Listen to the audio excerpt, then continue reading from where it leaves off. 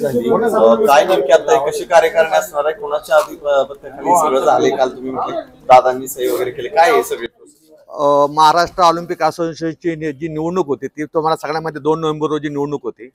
परंतु ही निवडणूक ज्यावेळेस समोरच्या समोर 2 पॅनल उभे राहिले आणि एक खेळामध्ये एक निवडणुकीचं वातावरण निर्माण झालं आणि हे सर्व पाहता माननीय मुख्यमंत्री देवेंद्र फडणवीस यांनी सर्वांची एकत्रित बैठक घेऊन त्यावेळेस 2 नोव्हेंबर रोजी निवडणुकीमध्ये ज्यांनी फॉर्म भरले होते त्या सर्वांनी माघार घेतली आणि माघार घेऊन निवडणुकीमध्येच महाराष्ट्र ऑलिम्पिक असोसिएशनची जी सर्वसाधारण सभेचे जे पदाधिकारी नेमण्याचे सर्व अधिकार महाराष्ट्र ऑलिम्पिक असोसिएशनचे अध्यक्ष माननीय अजितदादा पवार साहेब यांना दिले आणि अजितदादा पवार यांना अध्यक्ष दिल्याच्या नंतर माननीय उपमुख्यमंत्री अजितदादा पवार यांनी आपल्या अध्यक्षतेखाली 29 जणांचे कार्यकारिणीची नेमणूक केलेली आहे आणि याच्यामध्ये माननीय अजितदादा पवार अध्यक्ष झालेत, वरिष्ठ उपाध्यक्ष माननीय केंद्रीय मंत्री मुरलीधर मोहोळ झालेले आहेत, खजिनदार आमचे अरुण लखानी साहेब झालेले आहेत, त्याच्यानंतर सरचिटणीस संजय शेट्टे झालेले आहेत आणि सर्व खेळात म्हणजे यावेळेस एक विशेष असा आहे की प्रत्येक खेळातला एक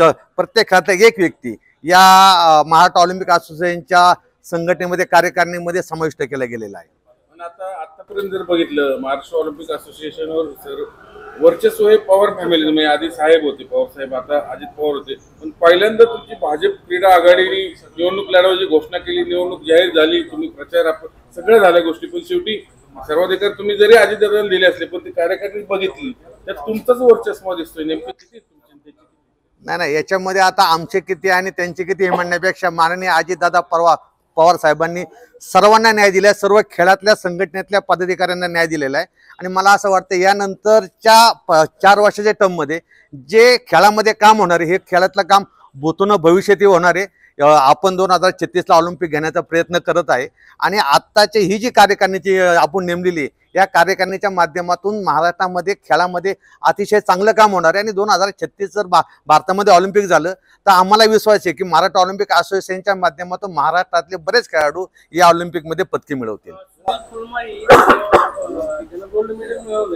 त्याला तुम्ही दत्तक घेतलेलं होतं किंवा तो तुमच्याकडे सराव करत होता, किती वर्षांपासून तुम्ही त्याची तयारी करून घेतली आणि सध्या त्याला जे गोल्ड मेडल मिळालेलं आहे तर त्याची पुढची वाटचाल नक्की कशी असणार?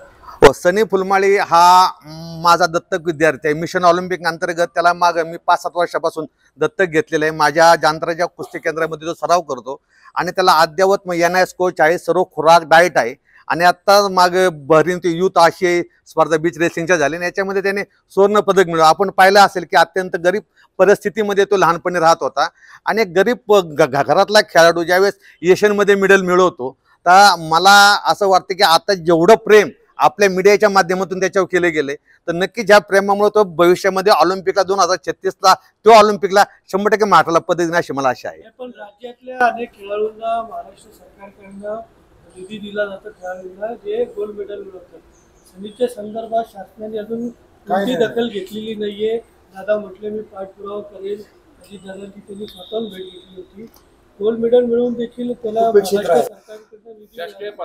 नाही शासनाचा जो GR आहे तो शासनाचा GR हा सर्व संघटनेला सर्व खेळांना एक सारखा असतो, कोण गरीब असो श्रीमंत असो हा आणि शासनाच्या GR प्रमाणे आता आम्हाला शासनाकडे ऍप्लिकेशन करावं लागेल. शनीचे आता सध्या सत्कार वगैरे चालू आहे, तो आता गावाला बीडला गेला, त्याचं गाव बीड आहे आणि बीडून आल्यानंतर आम्हाला शासनाकडे अर्ज करावा लागेल अनुदानासाठी आणि मला असं वाटतं की तो अर्ज केल्यानंतर मला वाटतं ज्याप्रमाणे माननीय अजितदादा पवार क्रीडा मंत्र्यांनी ज्या घोषणा केल्या त्या नक्की शासन पूर्ण करेल. तुम्ही सातत्याने ऑलिम्पिक 2036चा उल्लेख करताय, त्याचं नेतृत्व कोण करणार? म्हणजे त्यासाठी हे ऑलिम्पिक वर तुम्ही सगळे मंडळी आलात राज्य ऑलिम्पिक संघटनेवर, काय नेमकं जर समजून? नाही 2036ला माननीय नरेंद्र मोदींचा संकल्प आहे की भारतामध्ये ऑलिम्पिक घ्यायचे. आता त्याच्यामध्ये मला वाटतं त्याच्यानंतर अजून 2-3 निवडणुका होतील. प्रत्येक निवडणुकीला चित्र बदलत असतं, परंतु सर्वांचं टार्गेट महाराष्ट्राला ऑलिम्पिकमध्ये जास्तीत जास्त पदके मिळली पाहिजे असंच राहणार आहे. पुढच्या